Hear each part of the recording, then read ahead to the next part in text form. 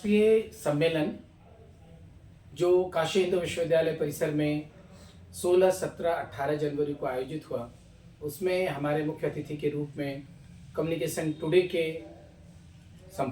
मुख्य संपादक और दुनिया भर में जाने माने अतिथि शिक्षक और जयपुर विश्वविद्यालय के शिक्षक हमारे साथ थे और 3 दिनों तक हमने उनके साथ संगोष्ठी में भाग लिया और सबने सोशल मीडिया कैसे युवाओं को प्रभावित करती है और क्या परिदृश्य है उस पर चर्चा की। आप अभी विदा होंगे, हम लोगों से अभी यहाँ से जा रहे हैं, तो हम चाहेंगे कि आप संक्षेप में युवाओं से क्या कहना चाहेंगे कि सोशल मीडिया ने हमारे युवाओं को कैसे प्रभावित किया है और उससे वो बच के कैसे आगे अपने जीवन में एक नई दिशा। हालांकि मुझे लगता है बचने की कोई ज़रूरत नहीं है, क्योंकि मैं अक्सर एक बात कहता हूँ कि हर नई तकनीक अपने साथ नई चुनौतियाँ, नई संभावनाएं लेकर के आती है। सोशल मीडिया ने, डिजिटल मीडिया ने एक इतनी बड़ी ताकत युवा शक्ति को दी है। देखिए कितने आंदोलन चले हमारे यहाँ, अन्ना हजारे का आंदोलन चला, मी टू मूवमेंट चला। ऐसे आप देखिए अरब स्प्रिंग की अपन बात करते हैं, एक 16-17 साल की लड़की के एक पोस्ट ने वहाँ की 30 साल की तानाशाही को ध्वस्त कर दिया। तो मुझे नहीं लगता है कि हम युवाओं से ये कहें कि वो सोशल मीडिया से दूर हटें। नई तकनीक में जो संभावनाएं हैं उसका उपयोग करें परिपक्वता के साथ। उनको ये मैच्योरिटी लानी होगी कि ये हम सोशल मीडिया या ये जो उपकरण है इसके गुलाम नहीं बने। आप तकनीक को अपना गुलाम रखिए, तकनीक मास्टर हो गई तो फिर आपके जीवन के साथ संकट आएगा। तो हम ये हमारा हित अहित किसमें है, ये उनमें इतना विवेक जागृत करना होगा। इसमें मुझे लगता है कि हमारे जो अकादमिक इंस्टीट्यूशंस हैं उनकी भी बहुत बड़ी भूमिका है। एज पेरेंट्स, एज टीचर्स हमारी भी भूमिका है, जिसको आज हम कहते हैं मीडिया लिटरेसी। मीडिया साक्षरता की शुरुआत विद्यालय, विश्वविद्यालय स्तर पर की जानी चाहिए। फिनलैंड में अभी लेटेस्ट यदि आपने पढ़ा हो, 3 साल के बच्चे को मोबाइल की ट्रेनिंग दे रहे हैं कि वो किस तरह से उस विवेक को जागृत करे। मुझे लगता है ये कमिटमेंट, ये विल पावर हमारे देश में भी होनी चाहिए, ताकि जो भ्रमित हो रहा है युवा इस माध्यम का दुरुपयोग करते हुए उससे कहीं बच सके।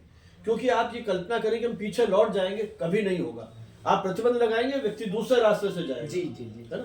क्योंकि केवल प्रतिबंधों से या नियमों से दुनिया बदलती तो अब तक ये सारे अपराध खत्म हो गए होते। इसलिए सोशल मीडिया आभासी माध्यम से एक बहुत बड़ी ताकत हमारे पास आई है। इसके माध्यम से हम सत्ता के शीर्ष पर जो व्यक्ति बैठा हुआ है उसको क्वेश्चन कर सकते हैं, हमारी ग्रीवेंस को वहां तक पहुंचा सकते हैं। आपकी बात में यदि मौलिकता है तो आप पूरी भीड़ को अपने साथ लेकर के चल सकते हैं, नया नेतृत्व दे सकते हैं। मेरा तो ये मानना है। बस एक अंतिम प्रश्न आपसे ये कि अभी जो आर्टिफिशियल इंटेलिजेंस का दौर है और युवा बिल्कुल उस ओर भागे जा रहे हैं और सब लोग अपने डिसर्टेशन को लेके, थीसिस को लेके एआई का प्रयोग कर रहे हैं, तो इस पर आपकी क्या प्रतिक्रिया, आप क्या कहना चाहेंगे? फिर वही कहूँगा, अब तक हम पाठ्य पुस्तकें पढ़ते थे, किताबें पढ़ते थे। एआई ने फिर आपको एक मंच दिया है कि जो मैकेनिकल काम है, डेटा इकट्ठा करना है, रिव्यू ऑफ लिटरेचर करना है, वो आपको रेफरेंस दे देगा। अब आप में ये विवेक होना चाहिए कौन सा रेफरेंस ठीक है, कौन सा नहीं है। क्योंकि वो तो जो नेट पर उपलब्ध सामग्री है, या यूँ कहूँ कि जो उनकी ट्रेनिंग हुई है उसी के बेस पे काम करेगा। मनुष्य का बौद्धिक रिप्लेसमेंट अभी नहीं है आज की तारीख में। कल हो जाए तो नई समस्याएं आएंगी। समाज वैज्ञानिक उस पर अपनी शोध कर रहे हैं। फिलहाल विद्यार्थी उसका उपयोग अपनी शोध को और अधिक प्रभावी जो समय उसका इधर उधर भागने दौड़ने में खर्च होता था, आप देखिए एक क्लिक के ऊपर सारा ज्ञान है आपके पास। और भारत सरकार ने योजना बनाई है कि आप मैगजीन्स को सब्सक्राइब करें, एक सब्सक्रिप्शन, 1 नेशन 1 सब्सक्रिप्शन योजना।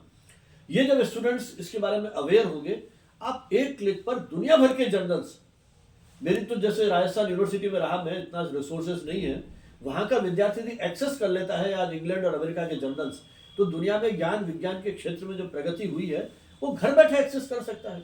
उसके आगे की बात करें, शिक्षक यदि वो उसी एआई से पढ़ा रहा है तो विद्यार्थी क्यों उसकी क्लास में आएगा? वो जो पढ़ रहा है उसके आगे की बात करें। इसलिए शिक्षक को भी अब मतलब क्लास में विद्यार्थी सूचना के लिए नहीं आएगा, बिल्कुल नहीं। उसमें जो हमारी एनईपी कहती है, नेशनल एजुकेशन पॉलिसी की, जो क्रिटिकल फैकल्टीज विद्यार्थी के वो डेवलप करें।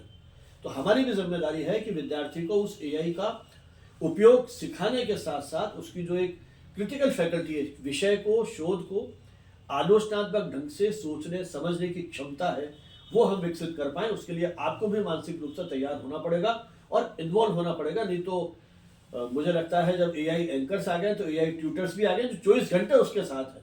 आप तो उसको 2-4 घंटे देंगे, वो 24 घंटे उसके साथ है, वो उसके साथ जुड़ जाएगा और हो सकता है अपने भविष्य के साथ आने वाले समय में खिलवाड़ कर दे। इसलिए वो बहुत जरूरी है।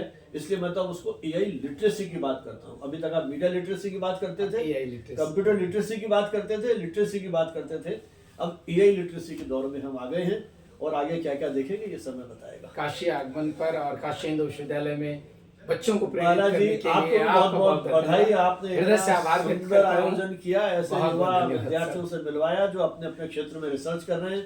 कितने राज्यों से विद्यार्थी आए और आप देखिए नए नए विषय। इसका मतलब युवा कुछ करना चाहता है, जी, जी। चाहे एआई आए चाहे डिजिटल मीडिया है। जिस तरह से उनकी एक दृष्टि है, तो ऐसे दृष्टि संपन्न युवाओं से आपने एक मुलाकात कराई, शिक्षकों से मुलाकात कराई। आपको भी बहुत बहुत आभार और इसी उम्मीद में कि आप एक बार सर इधर जी नमस्कार जी